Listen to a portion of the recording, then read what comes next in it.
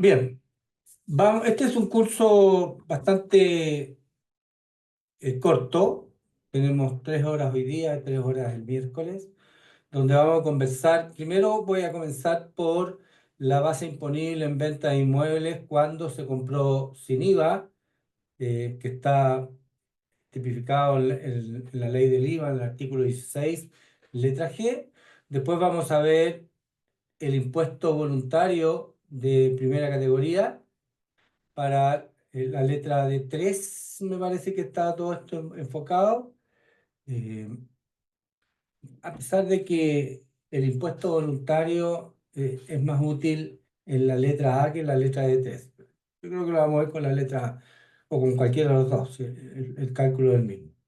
Y vamos a terminar con el término de giro en una letra D, de 3 también. ¿Ya?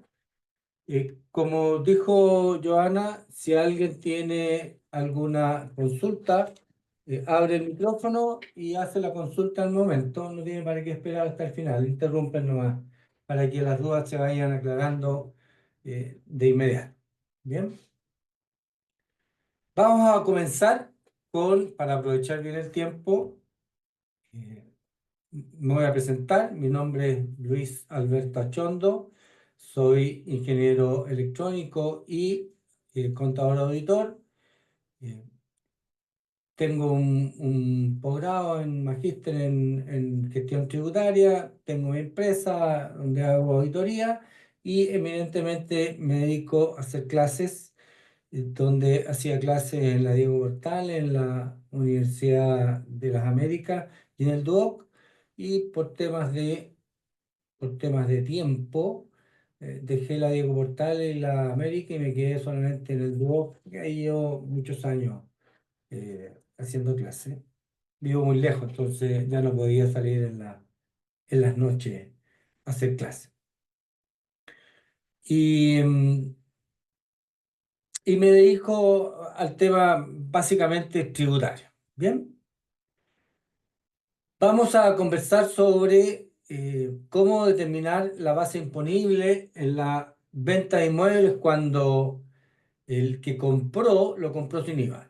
Es decir, una, hay que tener claro de que si yo, persona natural, compro un inmueble y después lo vendo, lo haya comprado con IVA o sin IVA, al ser persona natural no se configura el hecho grabado básico venta porque no soy vendedor habitual, por lo tanto estaría sin IVA. Entonces esto se aplica a aquellas personas naturales o jurídicas que son eh, habituales en la venta de bienes raíces. Entonces, hay dos posibilidades: que el bien raíz se haya comprado sin IVA.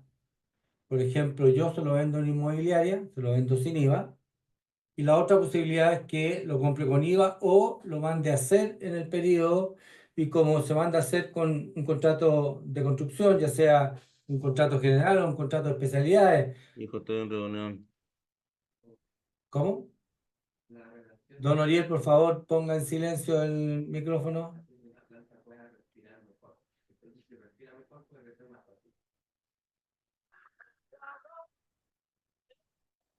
Oriel,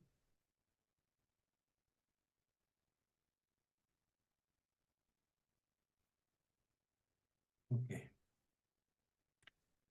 Eh, entonces, estaba en que yo le vendo a una inmobiliaria y esta inmobiliaria compró sin IVA. Va a tener que vender con IVA por el hecho de ser vendedor habitual, ¿cierto? Entonces vamos a ver cómo se determina la base imponible. En el caso de que está diciendo de que si se manda a hacer, ya sea con un contrato de especialidad o un contrato general de construcción, ya sea por administración o ya sea suma alzada, todos están afectos a IVA. Todas las formas de construcción están afectas a IVA, por lo tanto, en ese caso, la inmobiliaria eh, compra o construye con IVA, vende con IVA. Y la base imponible es súper simple porque es el valor venta menos el terreno menos el valor del, perdón, valor venta, sí, dije bien, menos el terreno, menos el costo, menos el terreno, o el valor comercial del terreno. Entonces es bastante más simple la forma de determinar la base imponible cuando es una vivienda nueva. Entonces, el artículo 16. Veamos primero qué dice el artículo 16, letra G. Dice, en el caso de venta de bienes corporales en cuya adquisición no se haya soportado impuesto al valor agregado, realizada por un vendedor habitual, la base imponible será la diferencia entre los precios de venta y compra. Para estos efectos deberá reajustarse el valor de adquisición del inmueble de acuerdo con el porcentaje de variación que experimente el índice de precio del consumidor entre el periodo comprendido entre el mes anterior de la adquisición el mes anterior a la fecha de venta. Entonces, que lo primero que tenemos que tener claro, de acuerdo a lo que dice el artículo 2 de la ley del IVA, que para configurar el hecho grabado básico venta, tienen que cumplirse 5 características. Tiene que haber una convención, esa convención tiene que ser a título oneroso, que traspase el dominio de la propiedad, tiene que ser un vendedor habitual, el bien tiene que estar en Chile y tienen que ser bienes corporales muebles o inmuebles construidos. Y después dice específicamente que el terreno no está afecto al impuesto del IVA. Entonces, siempre cuando se vende una propiedad, y por eso siempre cuando la propiedad, un bien raíz, se lleva al activo fijo, hay que llevar separado el valor de la construcción y el valor del terreno, porque el terreno no está afecto a IVA nunca. Entonces, ¿qué dice? Que la base imponible, en el caso de la venta de un bien raíz que se compró sin IVA, va a ser la diferencia entre el precio de venta y el precio de compra o el precio de costo o el precio de adquisición, menos el terreno en ambos casos. ¿Ya? En tanto hay que descontar el terreno al precio de venta y hay que contarle el terreno al precio de costo o de compra o de adquisición. Después dice, con todo, en la determinación de la base imponible a que se refiere el párrafo anterior, deberá descontarse del precio de compra y del precio de venta el valor del terreno que se encuentre incluido en ambas operaciones. Para estos efectos, el vendedor deberá deducir del precio de venta el valor comercial de este a la fecha de la operación. Entonces, dice, para determinar el precio de venta menos el terreno, al precio de venta le vamos a descontar el valor comercial del terreno. Entonces, eso es re importante porque significa que tenemos un costo más alto. Entonces, tenemos que descontar el, el valor comercial del terreno del precio de venta. Y eso nos va a dar el valor venta sin terreno. Luego que determinamos el valor de venta sin el terreno, tenemos que calcular el porcentaje que equivale el valor comercial del terreno sobre el valor venta. Y ese porcentaje se lo aplicamos al valor de compra, costo o adquisición, y le descontamos al valor de compra el monto que determinamos por ese porcentaje. ¿Ya? Y ahí nos da el valor compra sin terreno. Hacemos la resta de valor venta menos valor costo sin terreno y nos da la base imponible. Y la diferencia es exenta, o más bien dicho, yo diría no grabada. Lo que hay que tener cuidado en este caso es la capacidad de tasar que tiene el Servicio de Impuestos Internos de acuerdo al artículo 74. Es decir, si el Servicio de Impuestos Internos determina que la transacción está siendo realizada bajo valores comerciales, entonces tiene la capacidad de determinar la base imponible y la diferencia entre lo que yo realicé y lo que el servicio determinó, está afecta al artículo 21, entonces hay que tener cuidado con la capacidad de tasar del servicio de impuestos internos. Entonces, ¿cómo se calcula el IVA en una venta de inmuebles cuando se compró sin IVA? ¿Ah? Primero, como ya dije, tiene que ser realizada por un vendedor habitual, es decir, tiene que ser una persona que esté afecta IVA y que se haya comprado sin IVA. Ahí se aplica el artículo 16, letra G. Entonces, ¿cómo se determina? Al precio de venta se le descuenta el valor comercial del terreno y al precio de adquisición o precio de compra o costo se le descuenta el valor comercial del terreno. ¿Dónde está la parte más especial? Es cómo descontamos el valor comercial del precio de adquisición, ¿no? Porque uno compra y compra completo. Cuando yo le vendo mi bien raíz a una inmobiliaria, se lo voy a vender completo, con terreno, con construcción, y como va a ser sin IVA, yo le voy a dar el valor total, ¿no? Entonces, dice que para determinar el valor comercial del terreno, se debe calcular el porcentaje que pesa el terreno sobre el valor comercial del terreno sobre el valor venta. Y eso es quizás la única complicación que hay en el tema de la determinación de la base imponible. Entonces, ¿qué es lo que dice la ley? Primero, ¿cómo determinamos el valor comercial del terreno? Hay varias, la ley no es tajante, pero sí entrega algunas posibilidades de cómo determinar el valor comercial del terreno. Las más usadas son, uno, una tasación comercial efectuada por un banco, ¿ah? O una tasación comercial efectuada por un tasador que esté autorizado y que tenga que esté inscrito y que tenga se me fue la palabra, las certificaciones correspondientes para ser tasador de bienes raíces. Y la otra posibilidad es que yo utilice una tasación de otro bien que sea exactamente igual.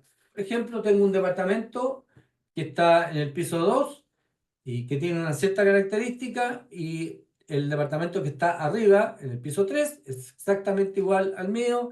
Ellos ya hicieron la tasación para una venta o una compra, la tienen realizada, ya sea por un banco o por un tasador comercial, y como es igual, yo podría usar esa misma tasación, podría llegar a un acuerdo con él y mitad, y puedo usar esa misma tasación. Pero lo que normalmente se va a hacer es tasar con un banco o tasar con una empresa o un profesional que esté certificado como tasador. Entonces, después que yo determine la tasación del valor comercial del terreno, porque no es el valor avalúo, es el valor comercial. Obviamente nos conviene mucho más utilizar un valor comercial con valor tasación, porque el valor comercial debería ser más alto que el valor de la tasación del servicio de impuesto interno, ¿ya? Entonces, después que tenemos el valor tasación, ¿cuáles son los pasos que dice la ley? Dice, primero se reajusta el precio de adquisición, precio de compra o precio de costo a la fecha de la venta, y eso lo actualizamos por valor, por el IPC de acuerdo a la tabla del Servicio de Impuestos Internos. Lo podemos hacer año a año, o si alguien se maneja bien con respecto a las variaciones del IPC, puede calcular la variación del IPC del mes anterior a, eh, a la compra al mes anterior a la venta, ¿cierto? Entonces, lo primero, reajustamos el precio de compra. Luego calculamos el porcentaje que representa el valor del terreno en la venta. Luego restamos al precio de venta el valor del terreno y nos da el precio de venta sin terreno. Luego se resta el precio de compra reajustado, el porcentaje que representa el valor del terreno sobre la venta. Y luego restamos el valor venta menos el terreno y el valor compra menos el terreno, y esa va a ser nuestra base imponible. Recuerden que cuando se da este caso, no se puede usar el software del Servicio de Impuestos Internos para facturar. ¿Por qué? Porque va a haber un monto que es no grabado, eh, que es el monto del terreno. No va a estar grabado. Y el Servicio de Impuestos Internos el año pasado, en dos circulares, por ahí por agosto, septiembre, especificó de que cuando se tengan bases imponibles especiales, no se puede usar. Antes, ¿qué hacíamos? Hacíamos una factura afecta y una factura exenta. una afecta por el monto de la base imponible y una exenta por el monto que no estaba afecto. Y el servicio dijo que no se puede hacer eso y que en el caso de que haya una factura que tenga un monto afecto y un monto no afecto, hay que usar un software especial, es decir, un software de mercado. ¿Hasta aquí alguna consulta?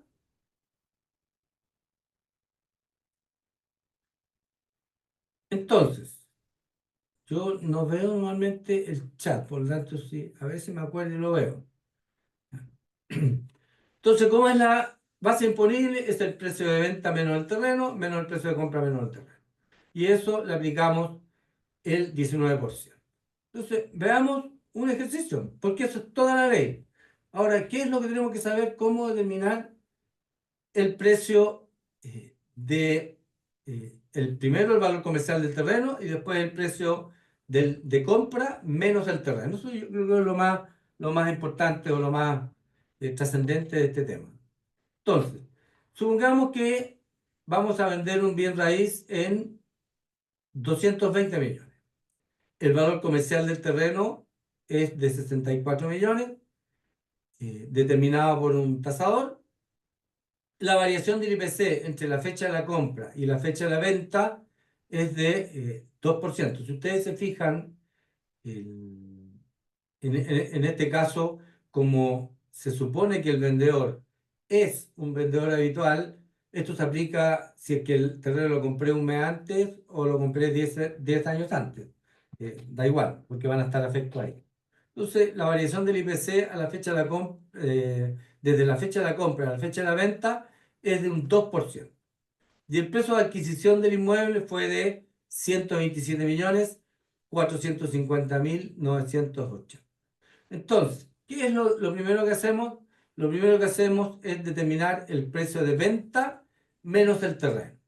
El precio de venta es 220 millones, el terreno son 64 millones, el valor comercial del terreno son 64 millones, lo que nos da un precio de venta sin terreno de 56 millones. Entonces ya tenemos la primera parte de la base imponible, el precio de venta sin terreno. Luego dijimos tenemos que reajustar el terreno y calcular el porcentaje que pesa el terreno sobre la venta. Es decir, qué porcentaje es los 64 millones reajustados sobre los 220 millones. Entonces, el valor, eh, los 220 millones, los 64 millones sobre los 220 millones es un 29,09. Dividiendo esto, si ustedes lo hacen, le va a dar un 29,09. Entonces, el valor comercial del terreno equivale a un 29% del valor venta. Y eso es lo que tenemos que aplicar sobre el valor de adquisición para descontarle eso como terreno. Entonces, ahora, ¿qué vamos a hacer? A reajustar el precio de compra por IPC. Entonces sería 127.450.000 por más el 2% o por 1,02, ¿no es cierto? ¿Y eso cuánto nos queda? En 130 millones. ¿Ya? El 2%, o sea, 127.450.980 más el 2% o multiplicado por 1,02 nos da 130 millones. Entonces el precio de adquisición actualizado es de 130 millones. Ahora, ¿qué hacemos? Le calculamos el 29,09% a 130 millones y ese va a ser el equivalente del terreno sobre el precio de compra. Y se lo descontamos. Entonces, ¿qué hacemos? Calculamos el 29,09% sobre 130 millones, que es el precio de compra actualizado, y nos va a dar 37.817.000 pesos. Y este es el precio del terreno sobre la adquisición, sobre el precio de compra o el precio de adquisición o el precio de costo. Entonces, ¿cuál sería el precio de costo? Sería los 130 millones menos los 37 millones. Y eso nos va a dar nuestro precio de eh, adquisición menos terreno. Entonces, tenemos que son 130 millones menos los 37 millones, que es el porcentaje del terreno sobre la venta, nos va a dar que el precio de adquisición es de 92 millones 193. Ese es nuestro precio de adquisición menos terreno. Entonces, la base imponible, ¿cómo es? Los 156 millones, que es el precio de compra sin terreno, menos los 92 millones, que es el precio de compra sin el terreno. Y eso nos da una base imponible de 63 millones. A la base imponible le aplicamos el IVA y nos da que el IVA son 12.125.230. Por lo tanto, tenemos un monto afecto de 63 millones, un IVA de 12 millones y un monto no grabado con 37.817.000. La suma de esos tiene que darnos el valor total de venta, ¿no es cierto? 420 menos 64 nos da 156 y esta es la factura. El precio de compra es 130 menos 37, lo que nos da una base imponible de 63 millones, más 12 millones de IVA, el bruto serían 75 millones, más el monto de no afecto de 37 millones. Y eso, obviamente, tenemos que hacerlo con un software especial, ¿ya? Que no se puede hacer con el software del servicio. Y en este caso, esta venta, en el caso de que fuera una empresa que tenga solo ventas afectas, no se considera esta parte, hay una parte que es exenta, ¿no es cierto? Bueno, esa parte exenta o no grabada no se considera para efectos de que hubiera o no hubiera proporcionalidad en el IVA. ¿Sí? No contamina el resto obligando a hacer cálculo de proporcionalidad.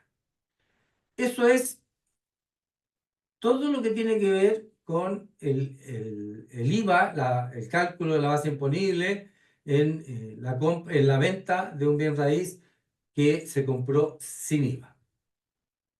¿Alguna consulta? Vamos a hacer después un ejercicio, otro ejercicio. Ahora quisiera también ver rápidamente cómo se afecta esto en el leasing. En el leasing es lo mismo, con la única diferencia que todo el cálculo se hace a través de la cuota, porque lo que está afecto en el leasing es la cuota, de lo que está afecto a IVA, ¿cierto? Entonces, supongamos que el valor del contrato es de 1.000, el valor total, 1.000 millones, 1.000.000, 100 millones, como ustedes quieran, 1.000, base 1.000. Y que el terreno costó, valor comercial del terreno, 300. ¿Ah? Y la cuota son 100. ¿Ah? Y los intereses que están incluidos en la cuota es de 15. Recordemos que los intereses no están afectos a IVA en el caso de el leasing, solamente los intereses por notas de débito, cuando es por venta de mercadería, están afectos a IVA. ¿Ya? En este caso, los intereses no están afectos a IVA. Entonces, ¿qué tenemos que hacer? Primero, determinar el porcentaje del terreno sobre el valor del contrato, en este caso, que sería el valor de venta. 300 sobre 1.000 da un 30%, ¿cierto? Por lo tanto, la proporción del terreno sobre el valor venta es de un 30%. ¿Ya? A ese 30, a esa cuota de 100 le calculamos el 30%, que es el porcentaje del terreno sobre la venta, y le restamos también los intereses, porque los intereses no están afectos a IVA, lo que nos da una base imponible de 45, ¿cierto? Que sería la resta de los 100 menos el porcentaje del terreno sobre la venta, que es un 30, menos 30, menos 15, ¿ya? Lo que nos da 45, ¿cierto? La base imponible sería entonces 100, o sea, perdón, el porcentaje de descuento del terreno sobre la venta y los intereses suman 45, que es lo que no está afecto. Por lo tanto, de la cuota total de los 100, le restamos los 45, que es lo que no está afecto, nos da una base imponible de 55. A esos 55 le aplicamos el IVA del 19% y nos da 10,45. Es decir, lo que quiero decir que en el leasing se hace exactamente lo mismo, pero a nivel de cuota. Debemos determinar el valor total del contrato, la suma de todas las cuotas. Luego determinamos el porcentaje que es que se calcula sobre del valor comercial del terreno sobre el valor total del contrato, y eso nos da el porcentaje que pesa el terreno sobre la cuota en este caso, que es lo que necesitamos determinar. Le restamos a la cuota ese porcentaje y le restamos los intereses y nos da eh, nuestra base imponible. Y a la base imponible le aplicamos el IVA. ¿Bien? Eso es en cuanto a la teoría del artículo 16, letra G. Este es un ejemplo. La empresa LAC SPA quiere vender un local comercial que tiene en su activo fijo. La empresa se encuentra acogida a la letra A del artículo 14 de la ley de la renta, contabilidad completa, y lo venderá a la empresa GPGP Limitada, empresa acogida a la letra A del artículo 14 de la ley de la renta, con contabilidad completa.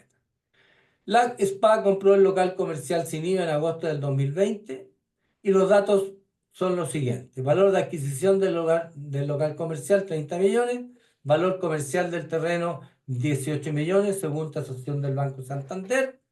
Valor venta del local el 14 de mayo del 2024, 50 millones. No voy a poner la tabla de corrección monetaria, sino que voy a dar los datos. El IPC del 2020, desde agosto del 2020 a diciembre del 2020, es de 1,3. El IPC del 2021 por capital inicial, recuerden que como viene el año anterior, se usa capital inicial, es de 6,7, el 2022 13,3, el 2023 4,8 y el 2024, desde enero hasta la fecha de la venta, que es el 14 hasta mayo, es del 2,4. También por capital inicial. ¿Qué tenemos que hacer? Determinar la base imponible. Antes de entrar, aquí hay que fijarse primero qué es lo que está sucediendo. En este caso, no es una inmobiliaria quien está vendiendo, sino que una empresa está vendiendo un activo fijo. Por lo tanto, ¿en qué tenemos que fijarnos cuando una empresa vende un activo fijo? No es una empresa que se dedique a la inmobiliaria, entonces lo que está haciendo es vendiendo activos fijos. Y ustedes saben de que una empresa no es habitual en la venta de activos fijos. No se dedica a vender activos fijos. El activo fijo no se compra para ser vendido. Por lo tanto, no se configura el hecho grado básico venta. Entonces ahí vamos al hecho grado especial, que está en el artículo 8, letra M, ¿no es cierto? ¿Y qué dice el artículo 8, letra M? Aquí ya no nos... Primero tenemos que determinar si el bien raíz que estamos vendiendo está afecto o no está afecto a IVA. Entonces, el artículo 8, letra M, da dos posibilidades. Tiene una norma general, y la norma general dice que si al momento de la compra se tuvo acceso al crédito fiscal, es decir, cuando se compró, se tuvo derecho a usar el crédito fiscal, se haya usado o no se haya usado, no es trascendente, se tuvo derecho al crédito fiscal, entonces cuando vende, vende con IVA. Da lo mismo si lo tuvo un mes o lo tuvo 50 años. Si cuando compró, compró con IVA, cuando vende, vende con IVA. En el fondo, eso es lo que está diciendo la norma general del artículo 8, letra E. Y después hay una norma específica que se aplica solo para bienes corporales muebles. Por lo tanto, esa norma específica no se aplica en la venta de bienes raíces. Pero la norma específica dice, para bienes corporales muebles, de si el activo se tuvo más de 36 meses y el comprador o el vendedor es una contabilidad simplificada, una letra D, entonces vende sin IVA. En este caso, por dos motivos, aplicamos la norma general. Primero, porque no se puede aplicar la norma específica porque es un inmueble. Y segundo, porque además el comprador y el vendedor es contabilidad completa de la letra A. Por lo tanto, no existe ninguna posibilidad de no vender con IVA. Como ahora ya determinamos que tiene que vender con IVA, nos tenemos que ir al artículo 16, letra G, para determinar la base imponible. Yo tengo una hoja de trabajo que es bastante simple y esta hoja de trabajo la voy a usar. Entonces, primero tenemos que saber cuál es el valor venta.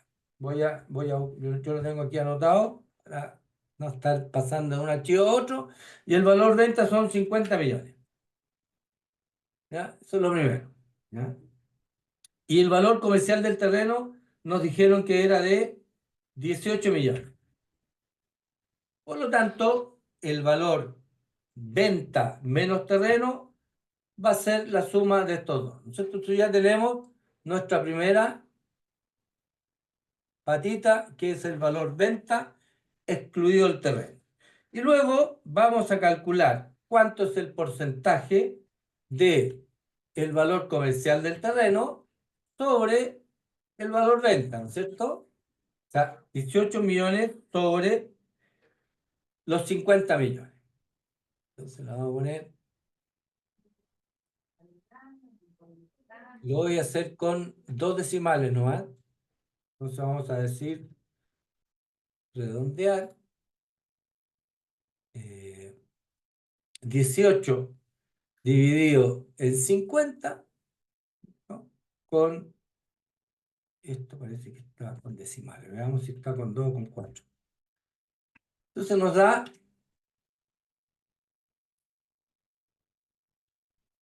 un 36%, ¿ya? Es decir, el terreno sobre el valor venta es de un 36%. Entonces, ¿qué tenemos? El precio, lo primero que tenemos que hacer es el precio de adquisición. El precio de compra es de 30 millones. ¿Y cuándo lo compramos? Lo compramos en el agosto del 2020. Entonces, ¿qué tenemos que hacer? Ir todos los años actualizando. Es decir, multiplicar primero 30 millones más el 1,3% por 1,013, después este saldo por 1,067, que es el IPC del 21, luego por 1,0373, que es el IPC del 22, después el saldo por 1,048, que es el IPC del 23, y 1,024, que es el IPC del 24, hasta la fecha de la venta. Y nos da un precio de compra actualizado a la fecha de la venta de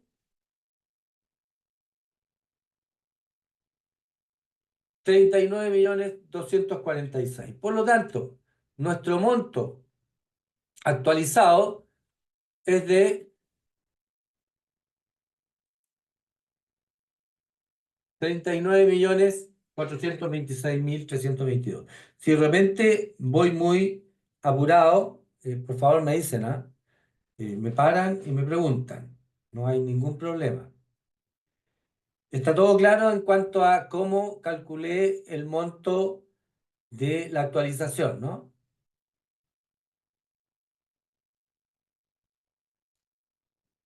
¿Alguien tiene dudas? Bien. Entonces ya tenemos nuestro precio de adquisición actualizado. ¿Y cuánto es el monto del porcentaje del terreno sobre la venta? Es un 36%, ¿cierto? Por lo tanto, ¿qué hacemos? Le vamos a aplicar el 36% a 39.426.000, que es el 36% del precio de compra o precio de adquisición o el costo de la compra eh, en cuanto al porcentaje que tiene el terreno sobre la venta. Y nos da 14.193.436. Por lo tanto, este es el precio de el terreno, del valor comercial del terreno sobre el costo. Entonces, tenemos nuestro precio de adquisición, que es de 39 millones, ¿cierto? Y el porcentaje del terreno que nos dio 14 millones. Por lo tanto, tenemos que el valor del precio de adquisición excluido el terreno es de 25 millones, ¿cierto? Por lo tanto, el precio de venta excluido el terreno es de 32 millones, el precio de compra excluido el terreno es de 25 millones, ¿cierto? Por lo tanto, como negativo. Por lo tanto, el precio de la base imponible es de 6.767.154. Y el IVA sería 1.285.759. Entonces, la base imponible, ¿en cuánto queda? 6.765.000, el IVA en 1.285.000. El monto exento o no grabado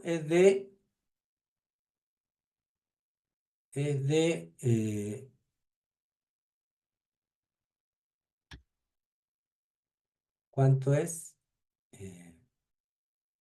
Sería el precio de adquisición, 39, inmueble, me perdí. La diferencia, que sería los 50 menos los 6, es decir, 43 millones, eh, siempre y cuando esté el valor venta, ¿no es cierto?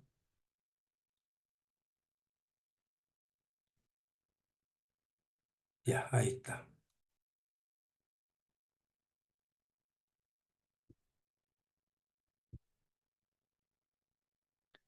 Y si el IVA estuviera incluido, debería ser el valor que, si yo pongo los 41 millones, aquí es donde hay que fijarse cómo están las condiciones de venta. ¿Por qué? Porque si yo tengo como valor venta incluido el IVA de 50 millones, cuando calcule el monto exento, tengo que restarle a los 50 millones, le resto la base imponible, le resto el IVA y eso me da el monto exento, ¿ya? Para que me dé el valor venta, que es el valor con que yo voy a cobrar, ¿ya?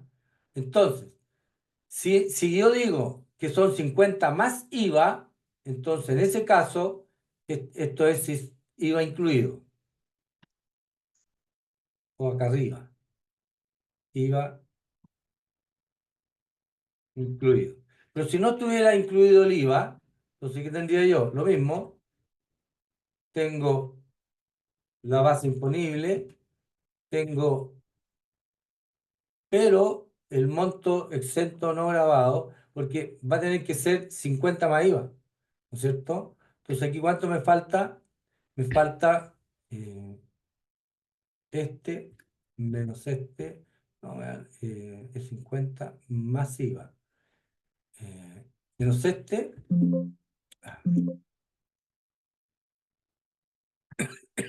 me va a dar un monto superior por el tema del IVA, ¿no es cierto? En este caso voy a tener los 50 más el 1.285.000 del IVA. Entonces ahí le voy a cobrar más IVA. Depende cómo se haga la venta. Entonces ahí depende de la negociación que tenga acá. Y eso es todo lo que hay que hacer en el caso de el artículo 16, letra G.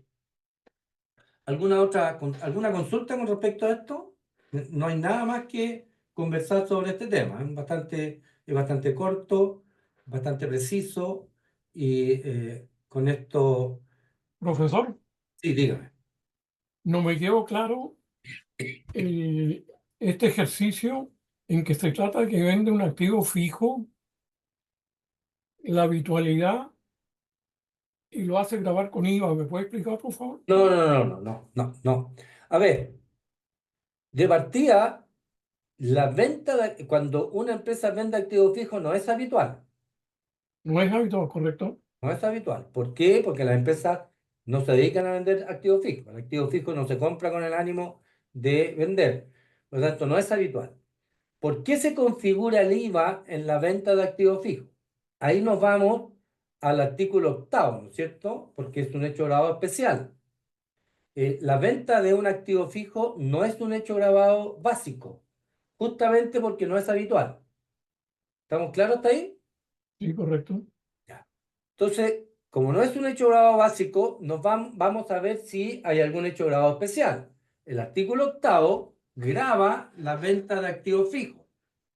Por lo tanto, hay que ver qué dice el artículo 8 en cuanto a la venta de activos fijos.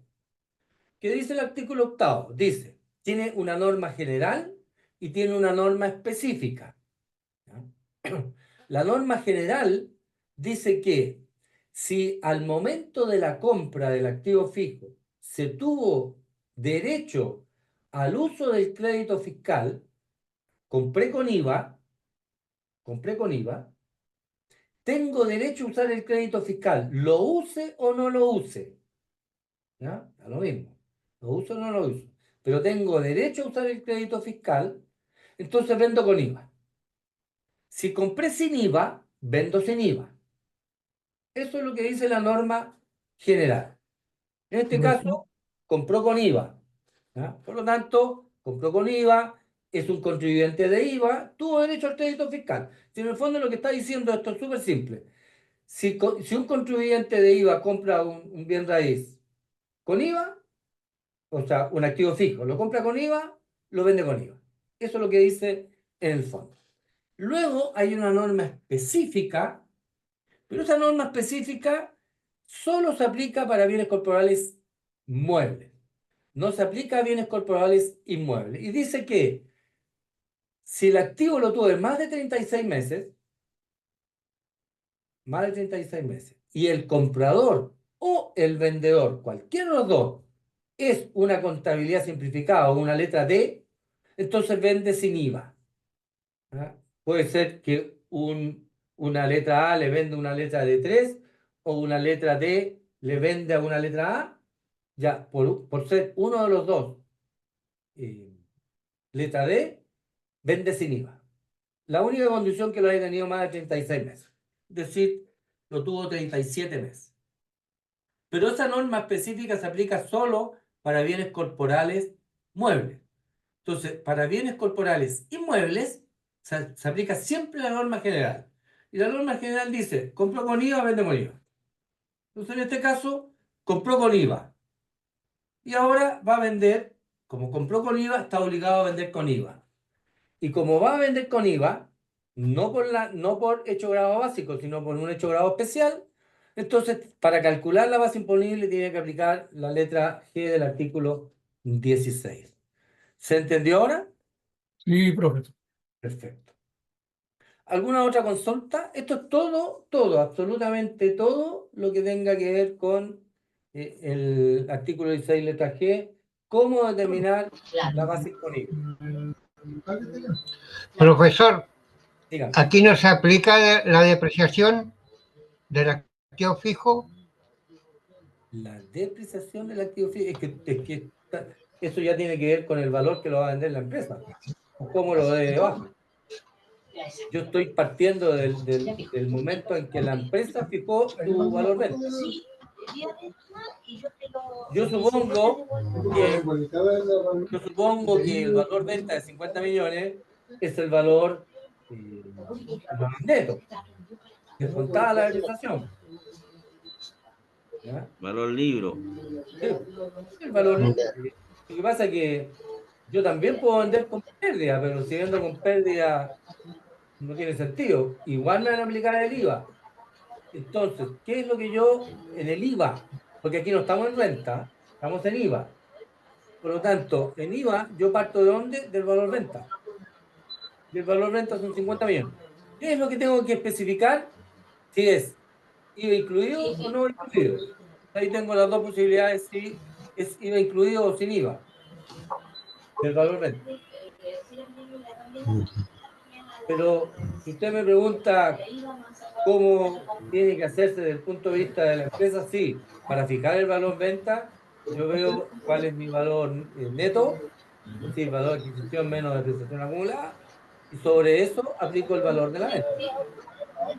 Porque si lo vendo con utilidad, voy a tener que pagar impuesto en la renta.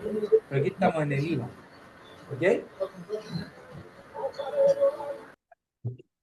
Ahora lo que vamos a conversar es de el pago voluntario del impuesto de primera categoría determinado en el artículo 14, letra A, número 16. Cuando hablamos de pago voluntario, vamos a tener que, estamos hablando de que la empresa va a pagar de manera voluntaria un impuesto de primera categoría. ¿Ah? Entonces, ¿cuál es la idea? La idea es que todo esto después viene explicado más adelante, ¿ah? Pero adelantando o haciendo un panorama general, cuando una empresa retira todo el SAC, pueden darse dos casos, de que aún queden rentas afectas a impuestos finales en el RAI o en el DEDAN y se acaba el SAC, o se acaban las rentas del RAI, se acaba el SAC y los socios retiran más aún y no tienen DEDAN ni tienen REX. ¿Ah? Entonces, en ambos casos, se va a dar el caso en que voy a hacer retiro, lo que antiguamente llamábamos retiro en exceso, que ya no existe ese concepto ahora. Voy a hacer retiro y esos retiros van a ir sin crédito. ¿Ya? Entonces, solamente cuando se da ese caso de que hago retiro sin crédito, porque se me agotó el crédito en el SAC, ya no tengo más SAC, tampoco tengo crédito en el STUT, entonces yo puedo pagar un impuesto voluntario, lo paga la empresa, para que los socios se lleven ese retiro con un crédito. ¿Y qué es lo que se está haciendo en ese caso? Lo que se está haciendo es anticipar futuras, futuros utilidades. Entonces lo que se hace es pagar hoy una utilidad que voy a generar mañana. Entonces eso tiene varias consecuencias, ¿no? Entonces, ¿cuáles son los requisitos para poder operar este famoso crédito voluntario? Que la empresa se encuentre en la letra A o de 3, obviamente, porque en la letra de 8 no puede aplicar este beneficio, porque la letra de 8 no paga impuesto de primera categoría. Está exento el impuesto de primera categoría. Entonces, primero que esté en la letra A o en la letra D número 3. Segundo, que los retiros que se realicen, remesas o distribuciones de utilidades, cuando hablo de retiro estoy hablando de sociedades de personas o de sociedades anónimas, resulten afectos a impuestos finales. Es decir, no puedo aplicar este impuesto si retiro rentas del REX, ya sean rentas con tributación cumplida, como el IFUD o como el ISIF ahora, o rentas exentas, o rentas o ingresos no renta, o rentas del RAP. En ese caso no aplica porque no son rentas afectas a impuestos. Tienen que ser rentas afectas a impuestos global complementario o adicional, impuesto final. Tercero, que los retiros o distribuciones de utilidades no le corresponda crédito por impuesto de primera categoría por inexistencia del SAC al cierre del ejercicio. Es decir, retiré, se me acabó el SAC y seguí retirando. En ese caso, aplica. Cuarto, que el tributo se pague dentro del plazo legal para presentar la declaración anual de impuesto a la renta se paga junto con la presentación de la renta, que quienes perciban los retiros de distribuciones sean contribuyentes al impuesto final. Fíjense que la ley dice que solo se puede usar este beneficio si los socios de la empresa son contribuyentes de impuestos finales, es decir, son contribuyentes del global complementario o adicional. Esto dejaba fuera a las empresas. Pongamos que una empresa A tiene como socio a Juan Pérez y a la empresa Geresam Spa. Tiene un socio persona jurídica que no está afecto a impuestos finales, que está afecto a primera categoría, y tiene un socio persona natural afecto a impuestos finales. Entonces, en un principio, la ley dice que no pueden, solamente el socio persona natural podría hacer un retiro con crédito voluntario. Pero el servicio, mediante una circular y una resolución por ahí, especificó, aclaró y fijó su forma de interpretar la ley y dijo que las empresas también tienen derecho a hacer retiros de, de este impuesto voluntario. Pero le va a generar una, eh, un- una norma de control. Va a decir, si la empresa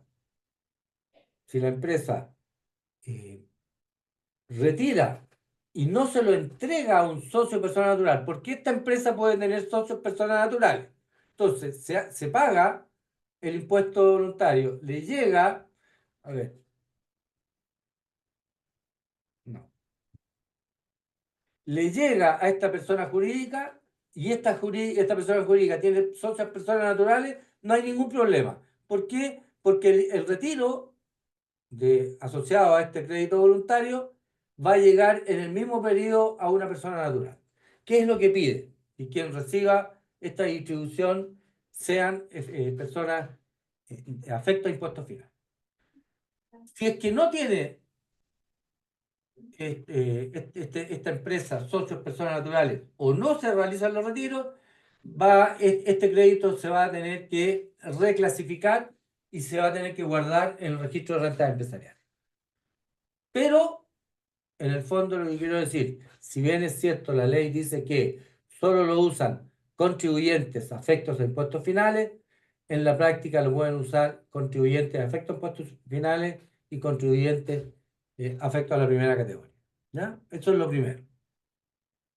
Entonces, en la circular 73 está explicado esto que acabo de decir. Dice, el servicio dijo en esa circular, también procederá a este beneficio cuando los contribuyentes de los impuestos global complementario o adicional participen en la propiedad de una empresa a través de otras. Entonces, en el fondo, todo lo pueden usar. ¿Cuál va a ser el tema? Que va a perder parte de la gracia que tiene este beneficio. Entonces, ¿cómo se calcula? La base imponible se calcula dividiendo el monto de los retiros, dividendos o remesas, dividido por 1 menos la tasa de impuesto de primera categoría. Entonces, el retiro es de 10 millones, es 10 millones y es una letra A, es 10 millones partido por 1 menos 27, 1 menos 0,27. ¿Ya? Pero antes de seguir, ¿dónde está la gran gracia que tiene este beneficio? Porque hay que tener claro de que para pagar el impuesto voluntario tengo que tener flujo, tengo que tener plata, porque voy a pagar un impuesto, ¿no es cierto? Hay que pagarlo sí o sí. La gracia está en que si ustedes analizan una letra D3, cuando los socios o socias retiran las utilidades, alguien tiene, Oriel, tienes abierto el micrófono, por favor, ciérralo. Si una letra D3 entrega crédito por impuesto de primera categoría pagado a sus socios, ese crédito va sin obligación de restituir. Es decir, se ocupa el 100% porque es un sistema 100% integrado. Entonces el socio ocupa el 100% del crédito. No hay un problema. Sin embargo, la letra A, que es un régimen semi-integrado, parcialmente integrado, el crédito por impuesto de primera categoría que la empresa le entrega al socio, el socio solo va a poder usar el 65%. El otro 35% tiene que restituirlo como débito fiscal. Por lo tanto, en la práctica solo usa el 65%. Entonces, la gracia que tiene este impuesto voluntario es que si una letra A paga este impuesto voluntario, el crédito por ese impuesto voluntario se transforma en un crédito sin obligación de restitución.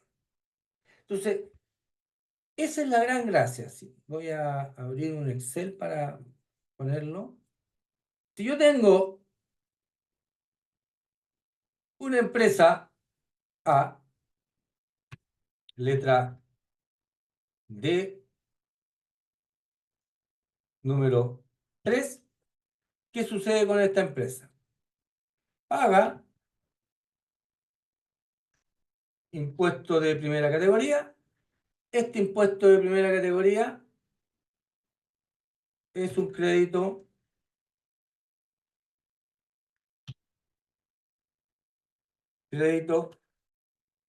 sin obligación de restitución.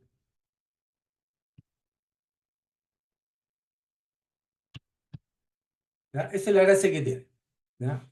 Por lo tanto, el socio usa, el socio o socia usa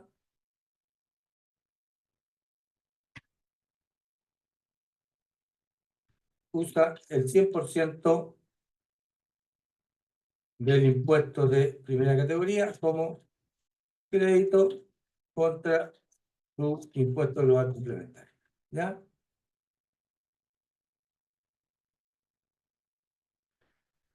En cambio,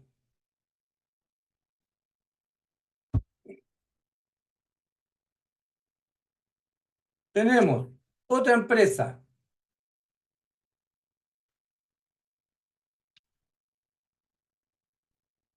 B, letra A del artículo 14, paga impuesto de primera categoría, ¿cierto? El crédito es con obligación de restituir, ¿no? Y el socio usa el 65% del impuesto de primera categoría como crédito contra su global complementario. Y el otro 35% se restituye en el formulario 22, en la declaración del global complementario, por allá por la línea 27, 28, por ahí, 29, por ahí. ¿Ya? En cambio, si el impuesto de primera categoría voluntario, es un crédito,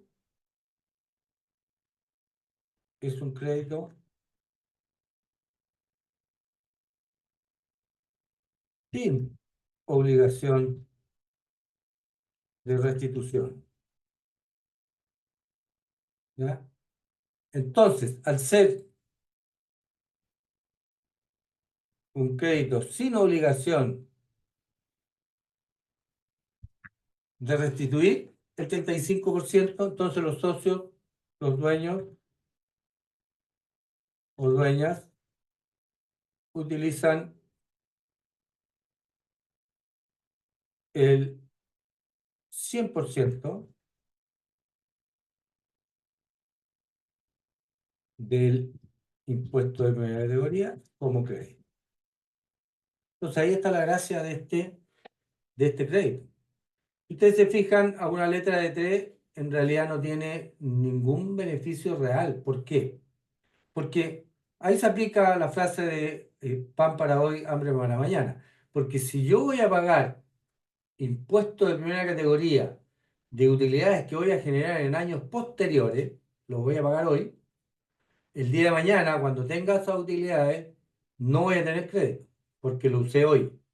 Por lo tanto, en esa época ya no voy a poder usar el crédito, no voy a tener crédito. Entonces, no, yo no le veo mucha utilidad a la verdad de las cosas, a no ser que el dueño o dueña de la empresa hoy no quiera retirar, necesite retirar y quiera crédito. Si la empresa tiene flujo de caja y los dueños o dueñas están de acuerdo, ni un problema. Pero no hay un beneficio real eh, en que yo diga voy a terminar pagando menos impuestos. En cambio, si es una letra A, sí hay un beneficio. ¿Por qué? Porque si yo tengo flujo de caja, si no tengo problema de plata y puedo adelantar impuestos que voy a pagar en años posteriores, pensando que el crédito, o sea, ese impuesto, yo lo voy a usar completo contra mi global complementario, entonces estoy ganando el 35%. Porque el día de mañana, si no lo uso hoy, el día de mañana cuando lo use, solo voy a usar el 65% y el 35% lo voy a perder. Entonces, en este caso, es cuando para mí, mi gusto, es sumamente atractivo para una empresa que no tiene problemas de flujo de caja, no tiene créditos en el SAC y los socios hacen retiro. ¿Ya? ¿Se entiende la figura?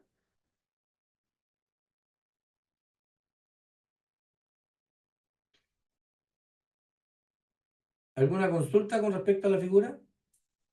Bien, teniendo claro lo que significa, esto va a tener un efecto, obviamente, el que yo pague hoy un impuesto de primera categoría por una utilidad que voy a generar en años siguientes, entonces el efecto, el hecho de pagar el impuesto de primera categoría hoy, me va a afectar las rentas líquidas de los años siguientes, de todas maneras. ¿Por qué? Porque estoy anticipando. Entonces, esa base imponible que yo voy a calcular, de la cual voy a calcular el impuesto, es una base imponible que en las próximas rentas líquidas yo la voy a tener que restar como gasto, porque ya pagué impuesto por esa base.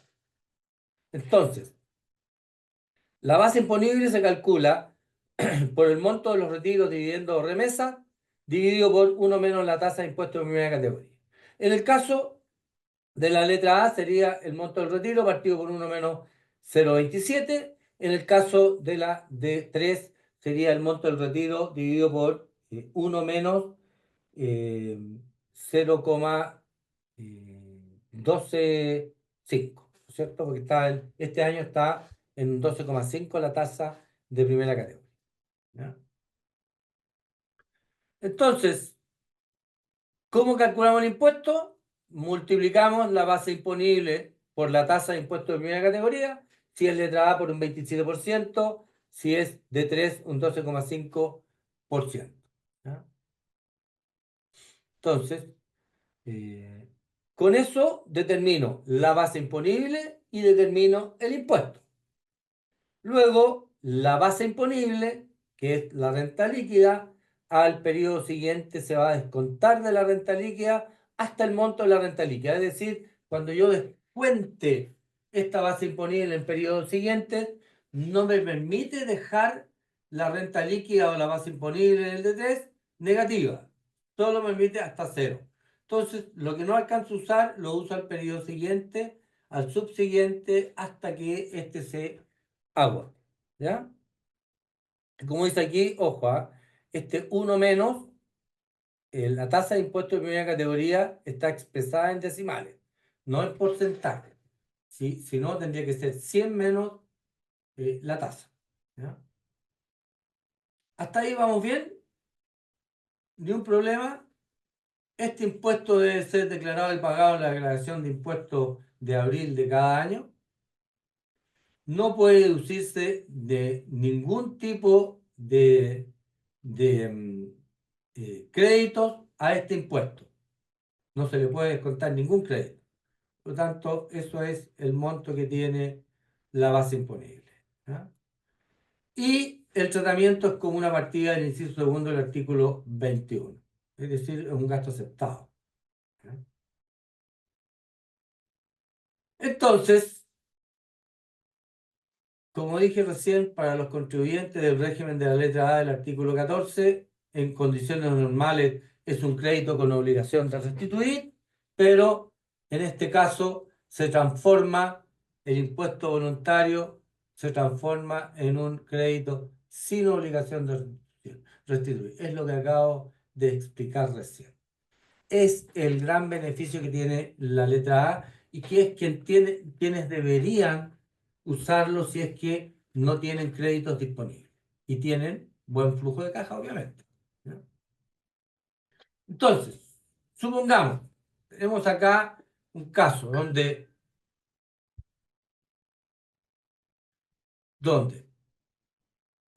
hay retiros por 45.200.000 y este es el registro de rentas empresariales que tiene la empresa. ¿Ah? Tiene un saldo, un remanente del ejercicio anterior de 50 millones, reversamos el remanente del RAI, calculamos el RAI, y tuvo un RAI de 24.300.000, ¿ah? Y tuvo una renta líquida que este es un D3, tuvo una renta líquida estoy haciendo el cálculo al 2023, no al 2024, de 27 millones, lo que le da un impuesto de primera categoría de 2.700.000, lo que tiene esta empresa un saldo disponible para retiro de 24.300.000 en el RAI con un crédito de 2.700.000. Los socios retiran 45.200.000. ¿Eso qué significa? Que solo puede retirar 24.300.000. Y los otros 20.900.000 son retiros sin crédito. Estos 24 millones, recuerden que para calcular el crédito es la multiplicación, es la cantidad menor entre multiplicar la utilidad neta por el factor de crédito o el crédito, la cantidad menor de los dos. Entonces, en este caso, sí da justo y se lleva todo el crédito, pero el retiro es de 45.200.000. Por lo tanto, queda con un exceso de retiro de 20.900.000. Y la empresa no tiene SAC, se le acabó el SAC. ¿Ya? Por lo tanto, podemos pagar impuestos voluntarios sobre estos 20.900.000 que es el retiro sin crédito. ¿Ya? ¿Estamos bien hasta ahí? Entonces, ¿qué es lo que tenemos? D3, tenemos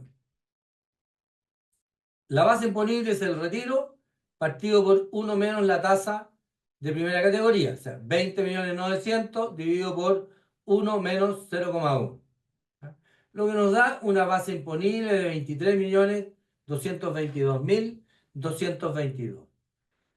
Aquí le puse un 27 y debería ser un 10.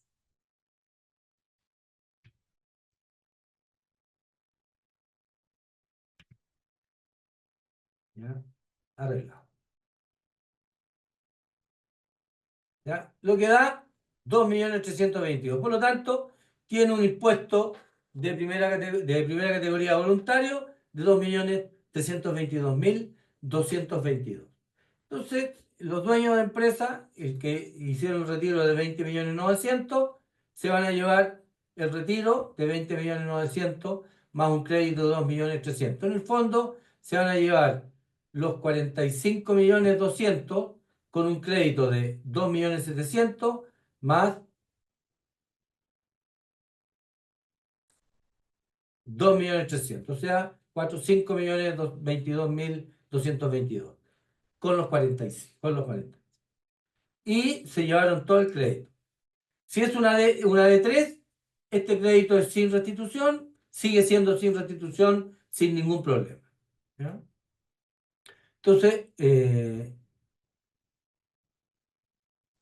¿cómo afecta? ¿Estamos claros hasta ahí? ¿Hasta la determinación de la base imponible? ¿Ninguna consulta? Ok.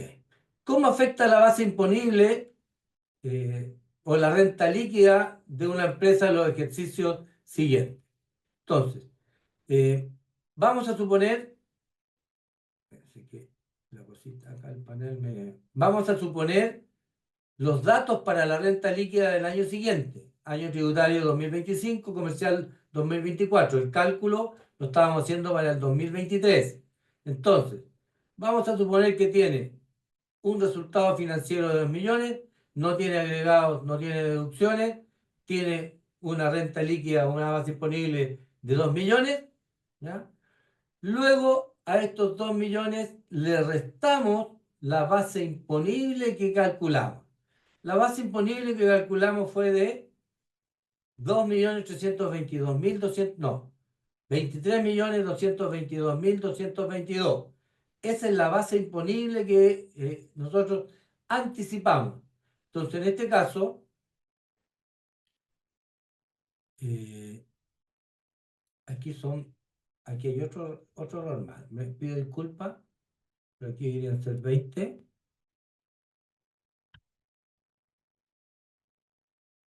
20, 20 menos 20. Lo que quiero decir es que puede descontar de la base imponible que calculó, pero solo hasta el monto de la base imponible que se determinó. No puede hacerlo cero. Y los otros 322.222, eso era, ¿no es cierto? Eran 20, eh,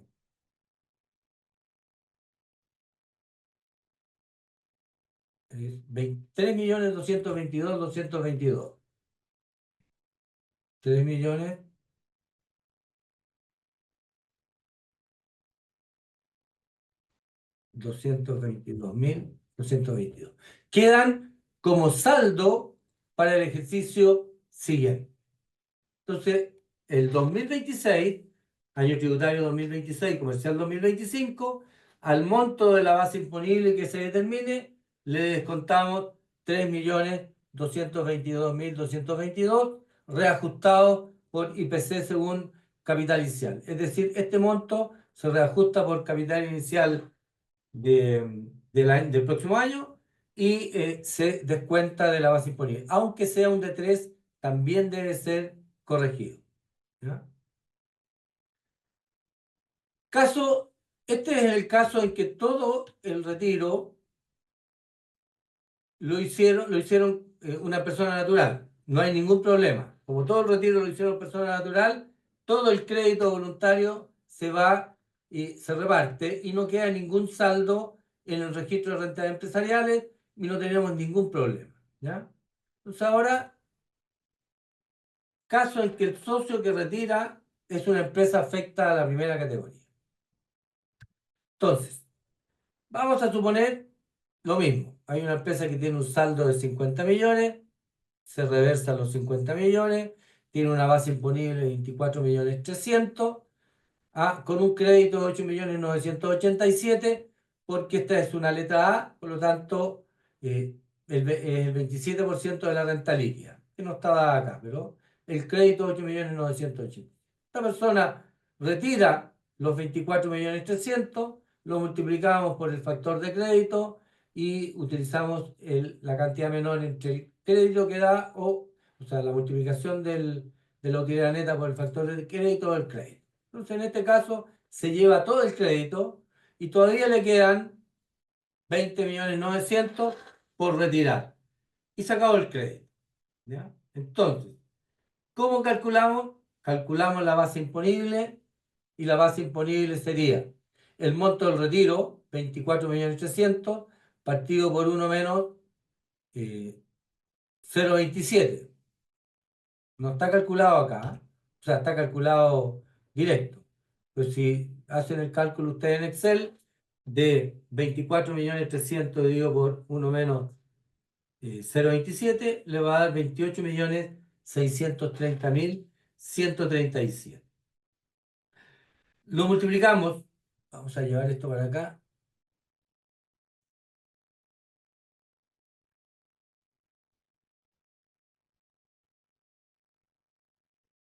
Se ve el Excel, ¿no es cierto? Me cambié a Excel por si acaso. Si yo divido los 24.300 por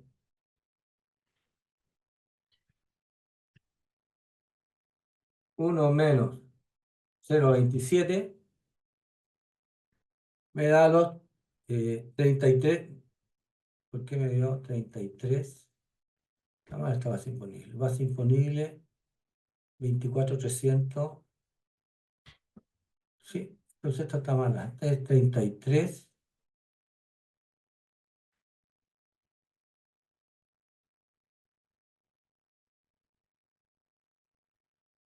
Retiro base imponible, impuesto preliminar 28, 630, 7. No, esto se me quedó pegado con la letra A. Esto es.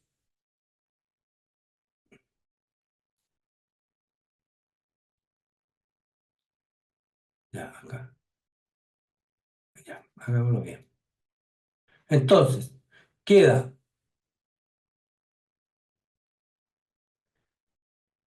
dividiendo 24, el impuesto voluntario va a ser 24 dividido por 1 menos 0,27, ¿ya? Nos da 33.287, esto multiplicado por el 27 nos da los 8.987. Eso es lo que tenía calculado ya, ¿ya? Esta era la base imponible, ¿ya? Entonces, tenemos la base imponible de 33 millones y el impuesto de primera categoría de 8.987. ¿Bien? Entonces, siguiendo con nuestro ejemplo, ¿ya? Tenemos que si el socio es una persona natural, ¿ya? Si fuera una persona natural, la persona natural se lleva el retiro y se lleva el crédito y lo usa contra los impuestos finales y ningún problema. ¿Qué pasa si la persona que retira es una persona jurídica? Voy a mantener los valores que están calculados aquí, porque lo que quiero ver es cómo aplica o cómo afecta el registro de renta empresarial. Entonces, en este caso, tiene la empresa que recibe el impuesto voluntario, no tiene remanente, tiene un RAI de 55.200.000 y recibe en una columna del SAC aparte, se crea una columna aparte, un crédito por impuesto de primera categoría voluntario de 7.730.000. Por lo tanto, ¿qué tiene? Tiene un crédito sujeto a restitución de 3.700.000, que es por el impuesto del año más uno que recibió, y tiene este crédito voluntario.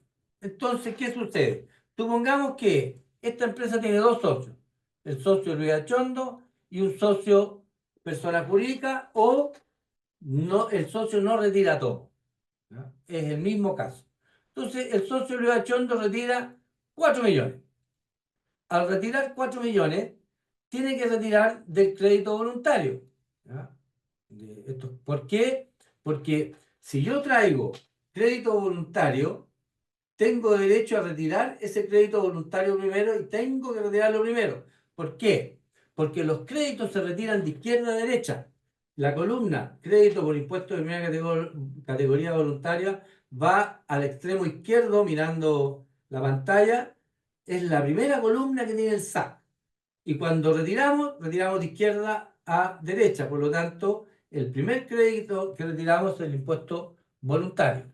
Entonces, multiplicamos, por el factor de crédito, por el porcentaje, dependiendo del acuerdo, porque podría ser el caso que los socios digan, ya, vamos a pagar impuestos voluntarios y vamos a retirar 50 y 50, o vamos a retirar 60-40. Entonces ahí tienen que fijarse cómo van a retirar este crédito.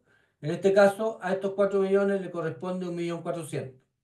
El resto del crédito, para llegar a 7.700.000, los 6.250.000, se reclasifican, se sacan como si fuera un retiro, se restan de la columna de crédito voluntario y se suman en la columna sujeto a restitución. Entonces, ¿qué sucede? Cuando una empresa de la letra A paga el impuesto voluntario, el crédito es un crédito sin obligación de restitución. Por lo tanto, este 1.400.000 que se llevó este socio con retiro de 4 millones es un crédito sin restitución. Y lo va a usar como un crédito sin restitución. Y el resto del crédito que no se retiró en el año se reclasifica y pierde esa característica de ser sin restitución y vuelve a su condición normal, sujeto a restitución, que no sucede en la letra de 3. La letra de 3 siempre va a mantener su cualidad de no sujeto a restricción. Pero en este caso pierde esta calidad y se reclasifica en la columna sujeto a restitución. Entonces este crédito ya perdió el gran beneficio que tenía de transformarlo en un crédito sin obligación de restitución por el hecho de ser un impuesto voluntario de la letra A. ¿Se entiende? La reclasificación en el registro de rentas empresariales.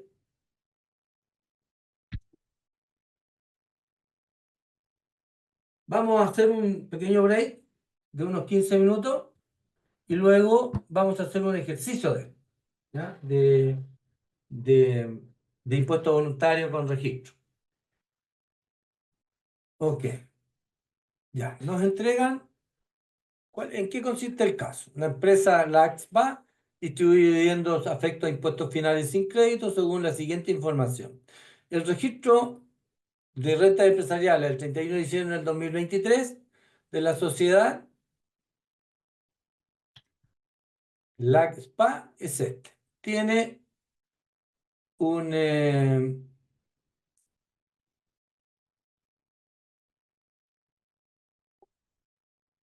saldo de RAI de 10.480.000, un saldo de SAC no sujeto a restitución y un saldo de SAC sujeto a restitución. Luego te reversa el RAI. El RAI del ejercicio son 40 millones. Tiene un ingreso en el REX de 3 millones y tiene un impuesto de primera categoría como crédito de 10.560.000 sujeto a restitución. Esto es una letra A. Luego hace retiros. 60 millones retira el socio Luis Achondo y 40 millones el socio Achondo y González Auditores. 60 y 40. ¿Ah? Entonces, el socio Luis Achondo retira 24 millones del RAI y 1.800.000 del REX. Y el socio Achondo y González Auditores 16 millones del RAI y 1.200.000 del REX, lo que hace que se vaya completamente el crédito asociado a estos retiros y obviamente el registro del SAC sujeto a restitución queda negativa por efecto de los gastos rechazados del artículo 21, inciso primero, no afecta al 40 y del inciso segundo. Esto queda negativo para el otro semestre. Entonces, el socio Luis Achondo hizo un retiro en exceso sin crédito de 34.900.000 y el socio persona jurídica 22.800.000. Es decir, retiraron 57 millones en exceso. ¿Ya? Esta empresa está acogida a la letra A y decide pagar impuestos voluntarios de primera categoría y asignar de manera proporcional a los retiros el crédito. Es decir, el crédito que calculemos se va a asignar 60% para el socio persona natural, 40% para el socio persona jurídica. ¿Ya? Luego nos entregan los supuestos de la renta líquida del año siguiente, vamos a suponer una renta líquida, algunos gastos que afectan la base imponible, la renta líquida. Luego nos dicen, esto lo vamos a hacer cuando hagamos la renta líquida, la empresa Achondo y González Auditores SPA recibe el crédito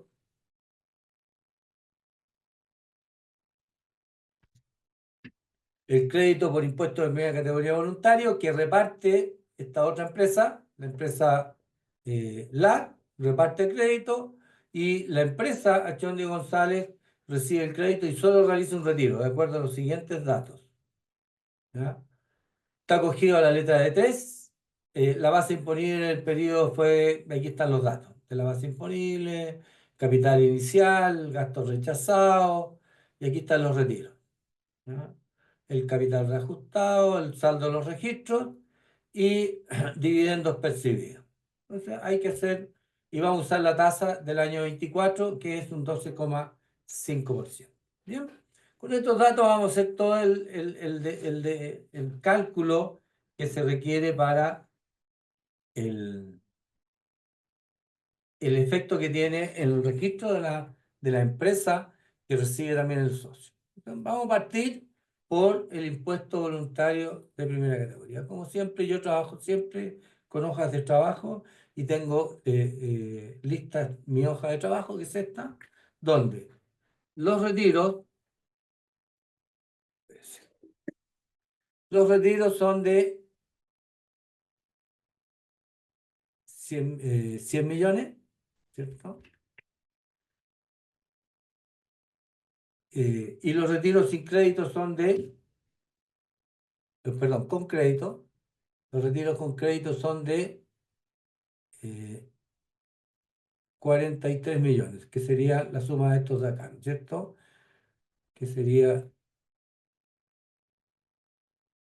menos este, menos este, menos este, menos este. 43 millones. Por lo tanto, el monto de los retiros sin crédito es de 57 millones. ¿Estamos bien hasta ahí? La base imponible son los retiros partido por 1 menos la tasa. Es decir, los retiros que serían 57 millones dividido por 1 menos 0,27. ¿Ya?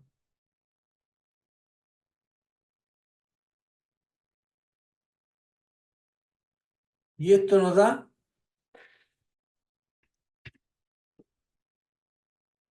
los retiros dividido por 1 menos 0,27, lo que nos da 78.082.192. Y luego tenemos una tasa del 27%,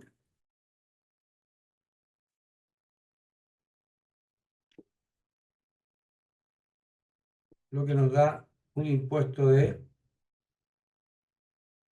21.082.192. Hasta ahí tenemos el monto del impuesto y la base imponible. Esta base imponible va a afectar la renta líquida del próximo año y este impuesto es el impuesto que se van a llevar los socios por los retiros en exceso, ¿cierto? Acá nos dijeron que los retiros son proporcionales a los retiros realizados, es decir, 60 y 40. El socio eh, LA se lleva un 60% y Achondo y González Auditorio se lleva un 40%. En el caso, este es un 60%, ¿no es cierto? Y como viene de una letra A, el crédito, 60% del crédito del impuesto de primera categoría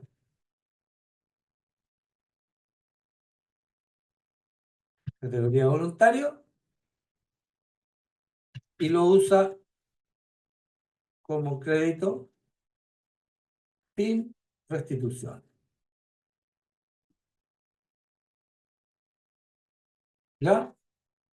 Y el socio persona jurídica tiene el 40% del impuesto de primera categoría voluntario y el crédito y el uso dependerá de si lo retira o no lo retira. ¿No es cierto? Si lo retira, un socio persona natural dentro de la sociedad Achone González va a ser sin restitución, pero si nadie lo retira, se va a quedar en el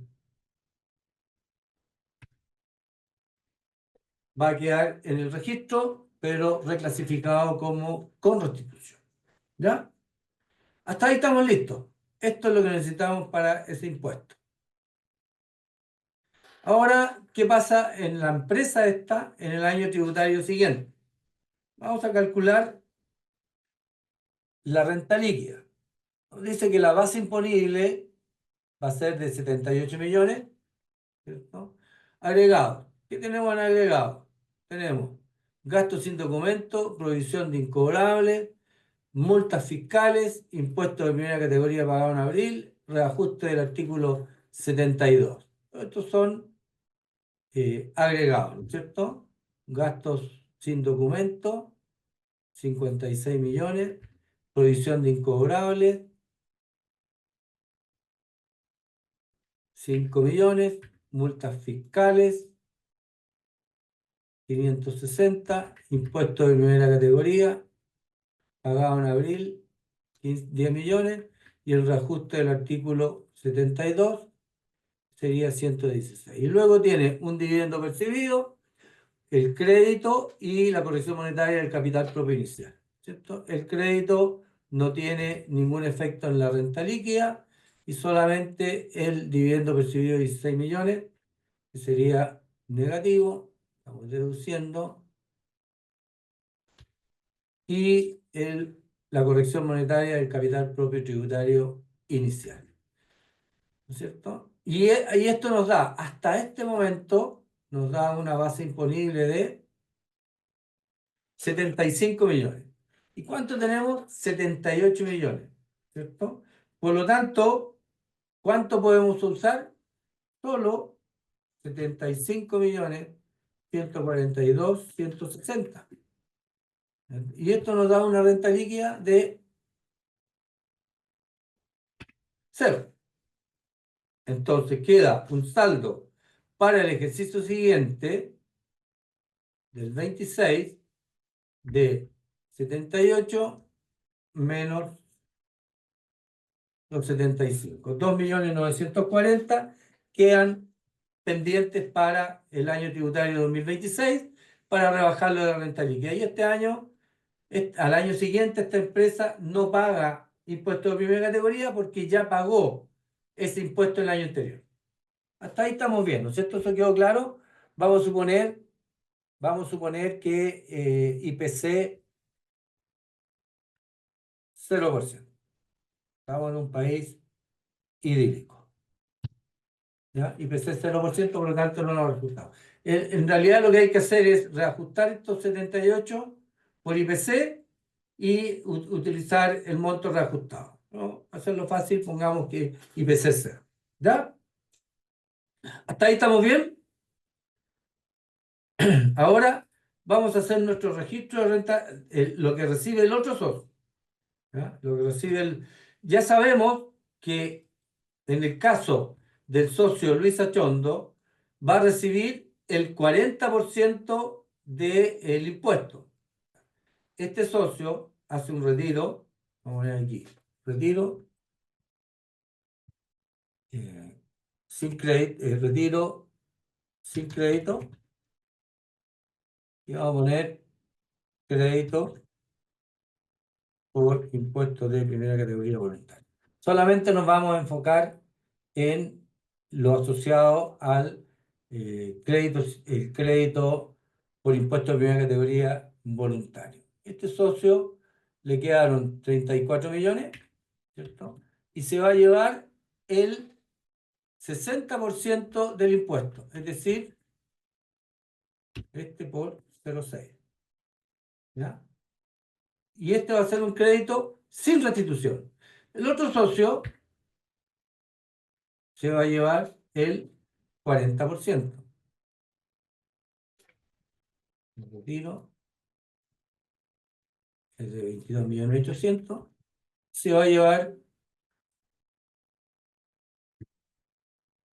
14, ¿cierto? Ese, ¿ya? Eso es lo que queda desde el punto de vista del uso del crédito.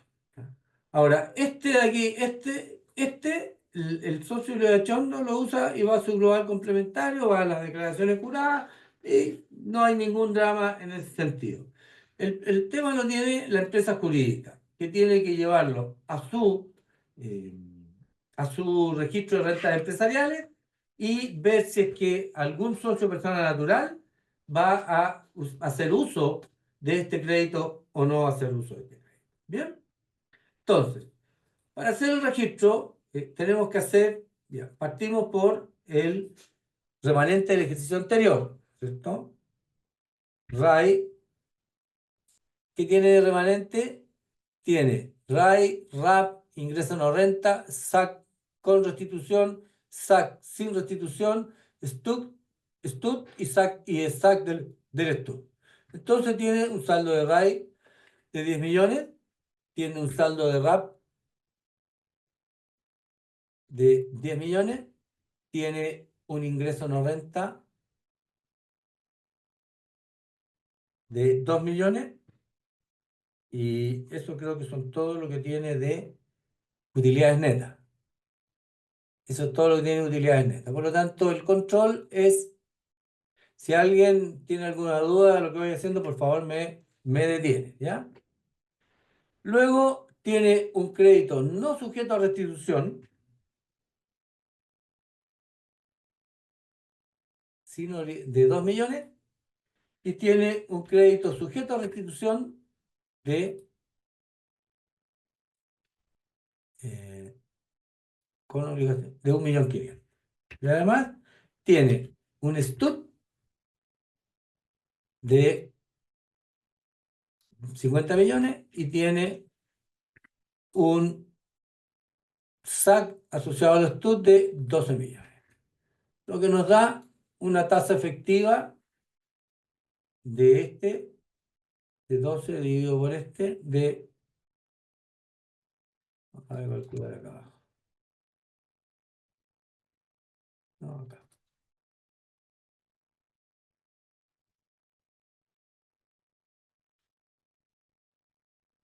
0,24%. ¿Ya? No, lo voy a dejar pendiente por si es que tiene algún dividendo que reciba afecto a que venga del STUT. ¿Ya? Entonces, tenemos listo, la empresa Achondo y González Auditores está acogida a la letra de 3. ¿No? ¿Claro? Entonces, ¿qué es lo que hacemos nosotros primero? En nuestro registro reversamos el RAP. ¿No? Reversamos el RAP y luego calculamos el RAI. Yo tengo acá, yo siempre calculo el RAI acá aparte, uso el recuadro 14 para calcular el RAI. Entonces dice, es el capital propio tributario al 31 de diciembre. Nos dicen que el capital propio tributario al 31 de diciembre, el capital al 31 de diciembre del 20, este es el capital inicial. El capital al 31 de diciembre del 2023 es de 397.870.487. ¿Ya? Luego nos pide el saldo el capital propio negativo. No hay saldo negativo del registro REX, no hay. Y los retiros. Y los retiros son como este es un T3, los retiros son sin reajustar. Y los retiros dice que son de 10 más 15. ¿Ya? Y esto nos da un monto, el monto que tiene disponible esta empresa para retirar, que son 422.870.487. A esto le restamos el REX. Pero esta resta del REX es el monto que tiene en el REX al 31 de diciembre antes de imputaciones. Entonces, este es el que sacamos del registro y es el que tenemos acá. Sería ese menos este, que son los dos que tenemos del REX. ¿Ya? Y si aparece algún otro, vamos a tener que sumarlo. Lo vamos a dejar pendiente porque todavía no terminamos de imputar las rentas del año. Por lo tanto, lo vamos a dejar pendiente, pero está indexado a lo que suceda en el registro. Y tenemos que restarle el capital. Y en este caso, como una letra de 3, es sin reajuste el capital, ¿no es cierto? Dice que el capital reajustado el 31 de diciembre del 2022, que es el mismo al 23, porque no hay reajuste en esta letra, es de 10 millones. Lo que nos da, no hay saldo de FUR y no hay sobreprecio por venta de acciones propias. Lo que nos da un saldo de RAI al 31 de diciembre 412 hasta ahora. ¿Ya? Hasta ahora. ¿Estamos bien hasta ahí? Ok. Vamos a bajar pendiente, igual lo vamos a traer, porque después si algo cambia se lleva automático y lo llevamos al control, ¿no es cierto? Después, ingresos no renta del ejercicio, veamos qué tiene. Tiene, acogí la base imponible, fue de 60 millones, el capital propio, hay gastos rechazados, los retiros, capital, saldo, dividendo.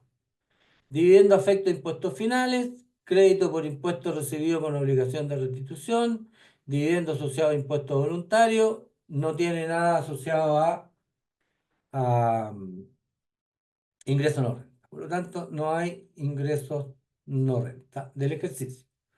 Después tenemos el crédito por impuestos de primera categoría del ejercicio. Como esta es una letra de 3, tenemos que llevarlo a la columna no sujeto a restitución, ¿no es cierto? Y sería la base imponible, que son los 60 millones, ¿cierto? Que son por el 12,5%, que hace 7.542.615, es el monto del impuesto de primera categoría por la renta líquida del ejercicio. ¿Ya? Y después tiene créditos recibidos. Tiene un crédito de impuesto voluntario acá está, de 8.432.000. Y además tiene un crédito por dividendo percibido con obligación de restitución y eso, ¿no? Con obligación de restitución. Entonces, estamos sujetos a restitución de 3.698.000. Y esto nos da, no tiene rentas del STUT recibida, por lo tanto, esto nos da un saldo. Y aquí suceden dos cosas. Estos dos son los que van al RAI, la suma, ¿cierto? Son 3 millones, que es porque tengo 12. ¿Qué estoy sumando? RAP son... 10 más 2. Estoy viendo mal. Estaba viendo 1 millón. Son 12 millones de saldo al 31 de diciembre antes de imputaciones el REX. Por lo tanto, se lo restamos a las rentas, a todas las rentas que están en el capital propio, que es el capital propio del año, devolviéndole los retiros. Son todas las rentas disponibles. A estas rentas disponibles le quitamos las que no están afectas a impuestos finales, nos da el saldo de las rentas afectadas a impuestos finales, ¿cierto?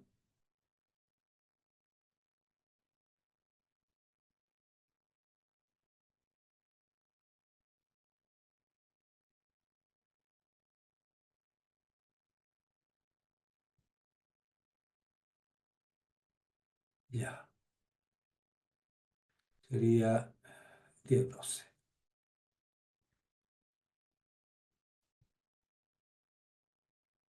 No hay nada más, ¿no? Algo que se me esté yendo. Aquí hay una, miren. Utilidad percibida imputada a ingresos no renta. Hay una utilidad no renta. Entonces, aquí tenemos que el no renta, tenemos 3 millones. Por lo tanto, el monto del REX es de 15 millones, lo que nos da un RAI de 397.870.487. ¿Ya? Ahora sí estamos bien. Si yo veo cuánto tengo acá, tengo 412.870, está bien. No hay errores en la suma. Bien. Luego, lo otro que tenemos que tener claro es la tasa efectiva, que en este caso sería la misma, porque lo que dice la norma es que la tasa efectiva se calcula el 31 de diciembre, porque podría ser que yo reciba algún retiro asociado al STUT que traiga una tasa distinta a la que yo tengo al inicio. Por lo tanto, la calcula el 31 de diciembre sobre el saldo que tengo antes de imputaciones. Por lo tanto, ese es el monto de mi tasa efectiva. ¿Ya? Y ahora tenemos que hacer los retiros. Los retiros son... ¿Hasta ahí alguna pregunta con respecto al registro? ¿Está todo bien? El socio persona natural 1 retira el 15 de mayo y el socio persona natural 2 retira el 18 de mayo. ¿Ya? El socio persona natural retira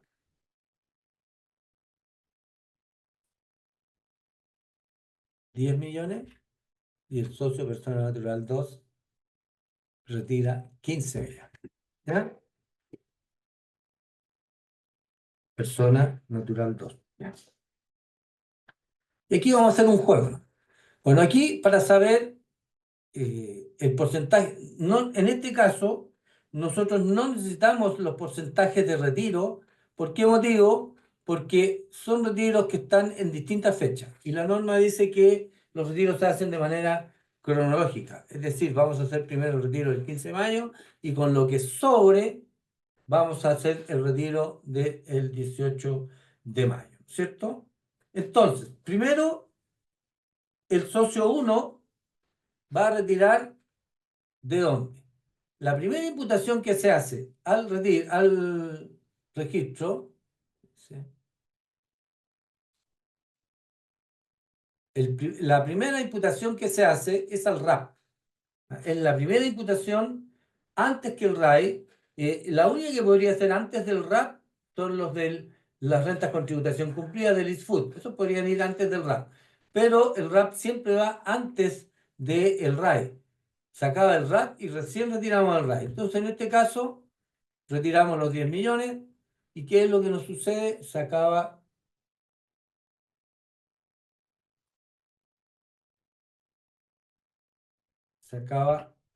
el RAP, ¿cierto?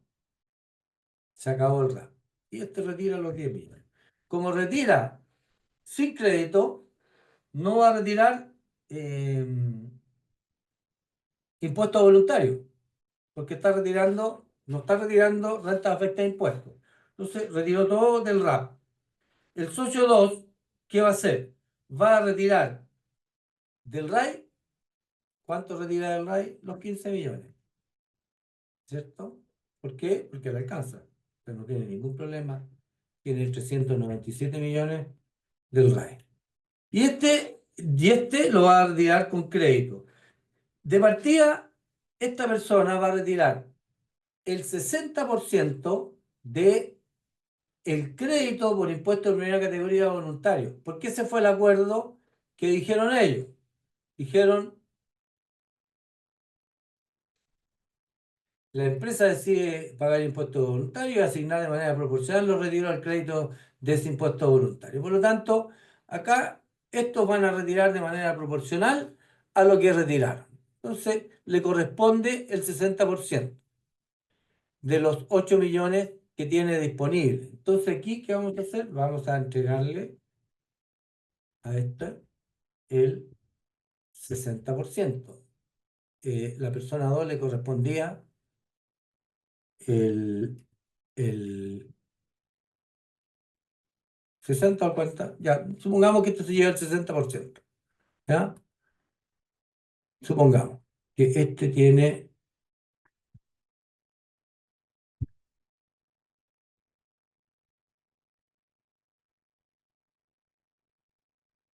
el 40 y este tiene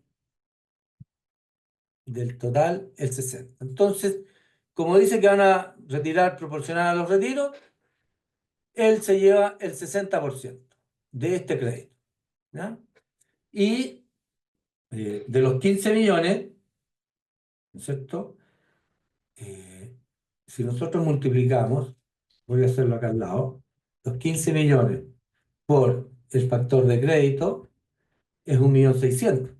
En este caso, como este está pagado, él se va a llevar este retiro con este crédito completo, porque este es un crédito voluntario que tiene prioridad sobre los créditos que tiene el SAC disponible, ¿ya?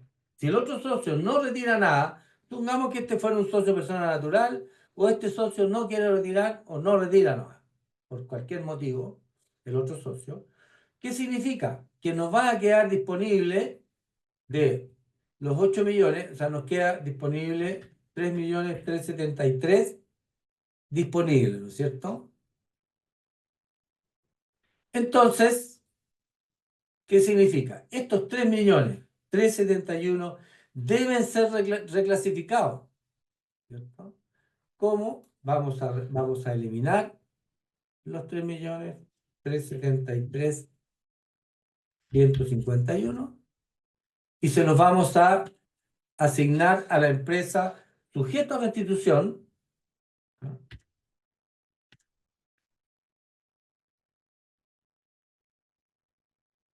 Y esta persona, si no lo retira ahora, esto solamente lo estoy poniendo para ver el efecto que tiene el no retirar. Estoy diciendo que esto no debería suceder en la vida real. Pero si este socio, el socio que no retiró impuesto voluntario, ¿qué va a significar?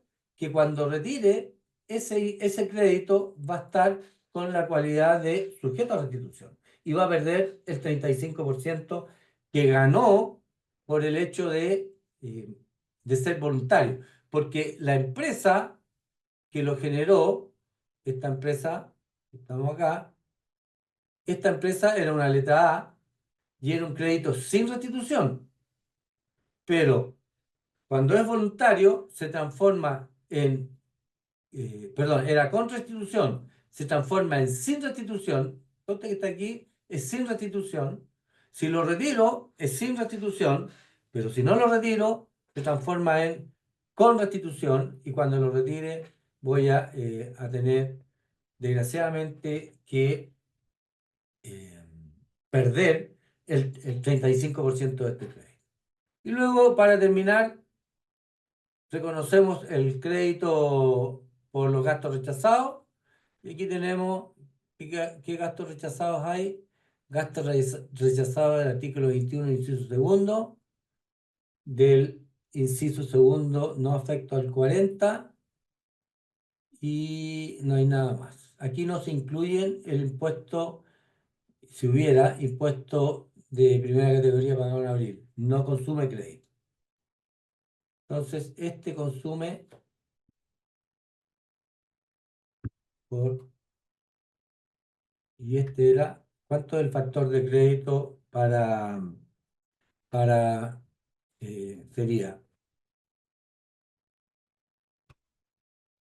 sería 12,5 dividido por 100 menos 12,5. Es decir, 0,142857. Esa es la tasa que va a tener este año, para abril del próximo año, el factor de crédito con tasa 12,5 que está vigente a partir de este año. Entonces, esto es lo que yo quería especificar claramente. ¿Qué es lo que sucede si es que el crédito no se retira? Pierde su cualidad de no restitución y se transforma en un crédito con obligación de restitución, ¿ya? Ahí tenemos hecho entonces el efecto que tiene la renta líquida de la empresa que generó el crédito y el efecto que tienen los registros en la empresa que recibe el crédito y no reparte todas las utilidades. Porque a lo mejor podría ser que esta empresa no es persona natural y una persona jurídica y no se retiró. Entonces, en ese caso, este crédito también se reclasifica. Pero si es una persona natural y no lo retira, también pierde ese derecho y el crédito se reclasifica. ¿Estamos bien? ¿Se entendió? Lo vamos a guardar para enviar. Con eso terminamos también el impuesto de primera categoría voluntario.